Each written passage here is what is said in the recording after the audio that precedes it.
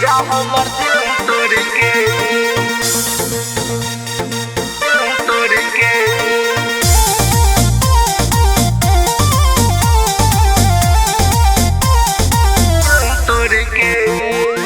Music by धड़कन Yadav.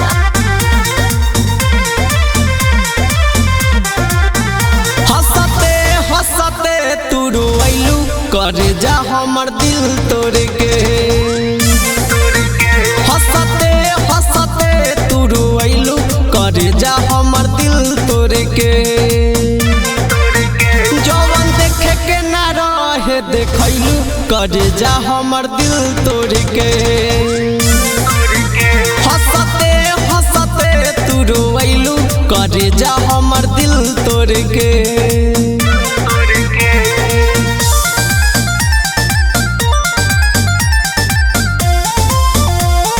Mix by धड़कन यादव।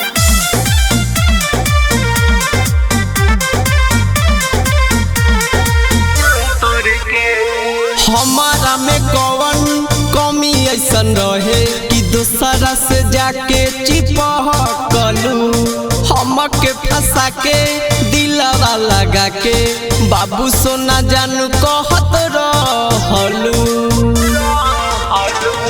ऐसन कबा मजबूरी हो हमसे बनावता दूरी हो।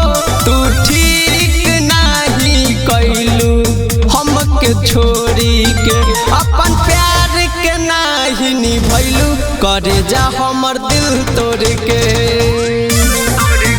हंसते हंसते तू रोइलू करे जा हमर दिल तोड़ के।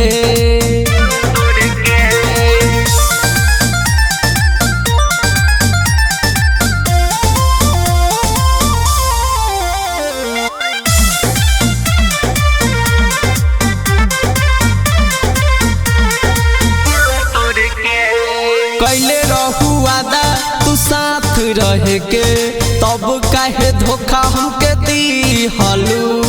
कवना करम के ए हमर सोना हमारा से बदला तू लिहलू। याद तोहर बड़ी आवे हो अखिया के लोरावा बोला हवे हो।